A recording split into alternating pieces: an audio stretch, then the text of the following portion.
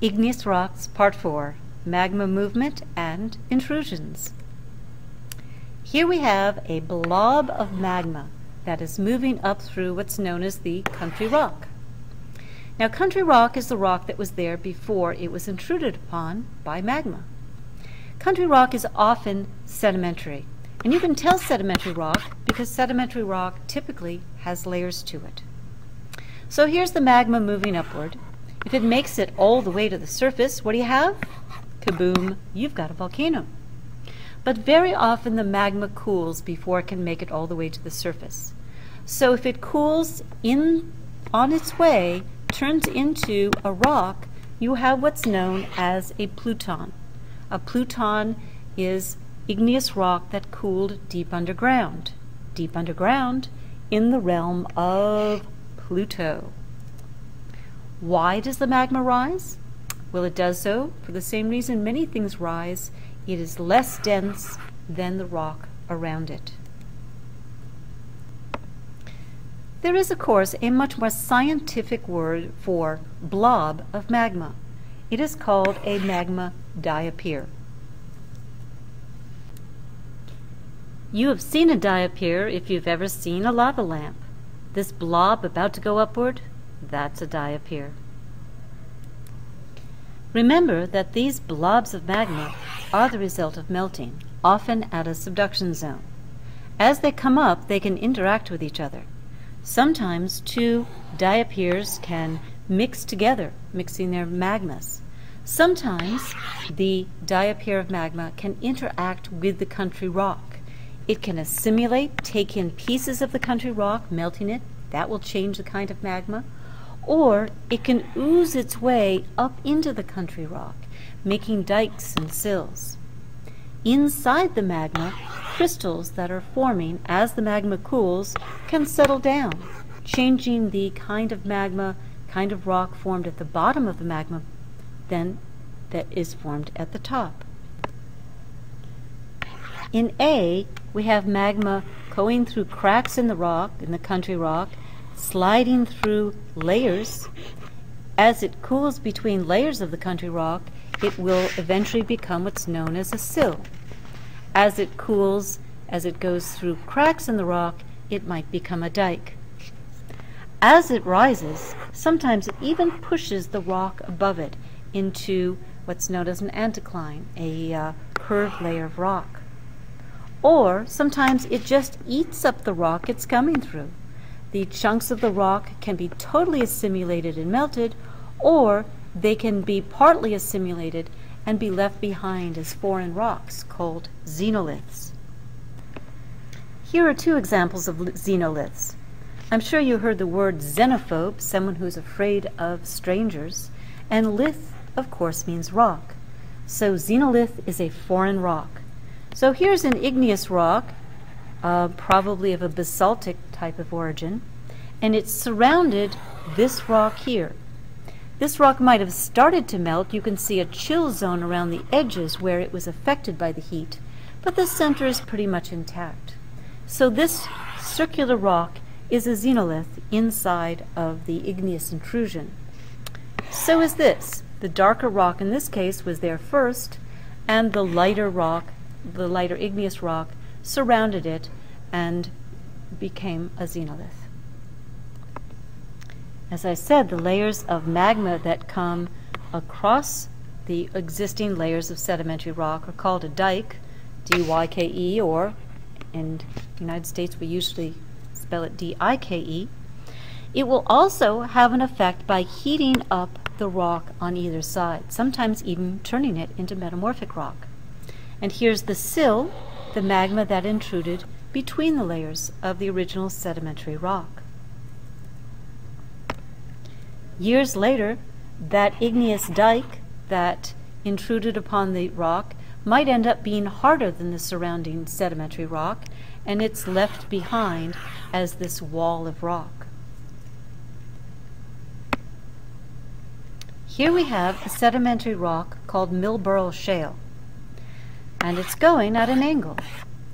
And in between the shale, you have a layer of basalt, a decidedly igneous rock. Well, how can you have a sill that's at an angle? Easy. It probably wasn't at an angle when the sedimentary rock was first there. Sedimentary rock is usually horizontal. The magma chamber was below, the magma came in and seeped between the layers. However, what happened next was that the entire layer of rocks was tilted to see what we see today. Here we have a summary of many different kinds of igneous intrusions. You start with magma, and the magma will cool to become a batholith. A batholith is a very, very large intrusion of magma that has cooled deep underground. The whole Sierra Nevadas are a big batholith. They're made of granite. And if you look at the highest place in California, Mount Whitney, you stand on the top of Mount Whitney, you are standing on rock that started miles underground and has since been lifted up. Well, if that magma comes to the surface, we have a volcano, and this volcano here is most certainly a composite volcano. How do you know? Well, you've got ash coming out of it now, you've got a nice cone shape, and here we have a lava flow. As the lava flow cools, there we have a layer of basalt or andesite or rhyolite on the surface.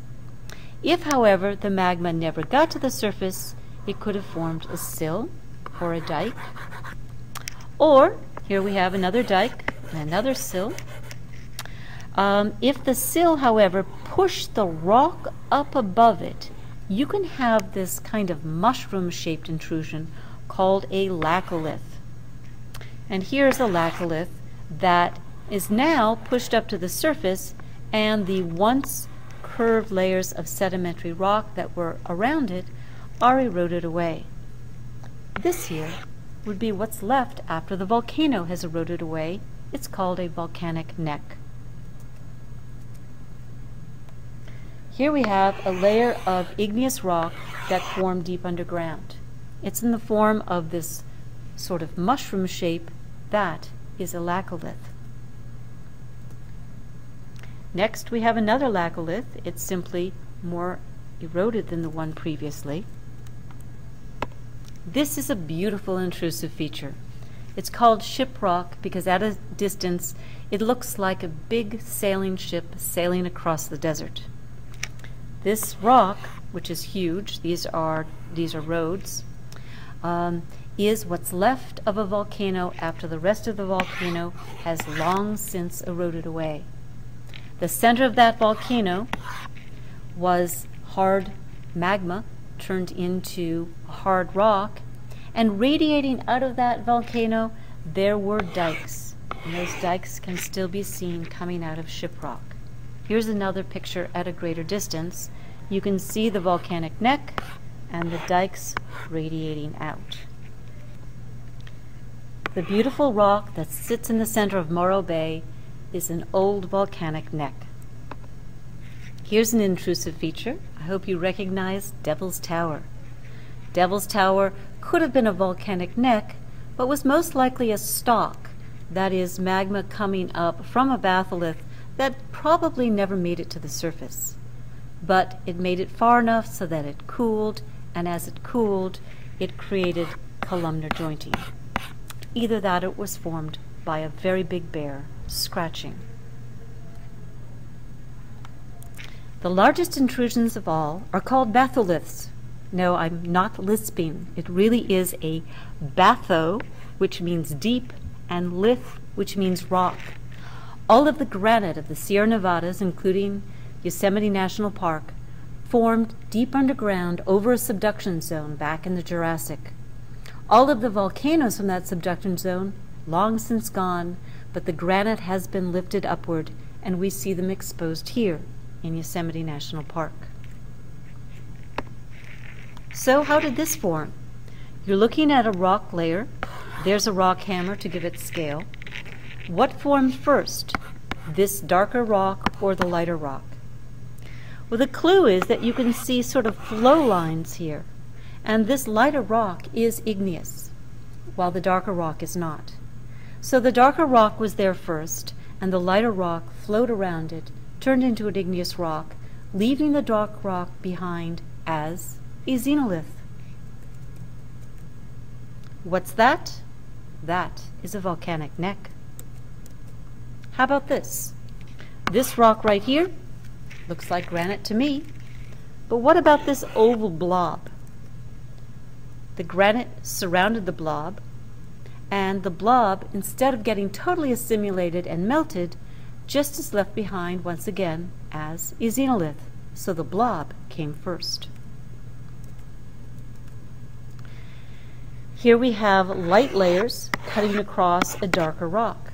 Those light layers are dikes, and that light rock was once very felsic magma. Here we have sedimentary rocks of the Grand Canyon. But among those sedimentary rocks, there is a layer of basalt. Now, if you could find vesicles at the top of the basalt, you could say, oh, easy, that's just a lava flow. But if instead you find that this layer of basalt heated the rock above and below it, it might not be a lava flow at all. It might instead be a sill. How about this layer? This also is igneous rock, where the layers on either side of it are layered sedimentary rock. That would be a dike. And of course, the largest cliff of one single kind of rock is El Capitan in Yosemite National Park. That rock is granite, and El Capitan is part of the Sierra Nevada batholith.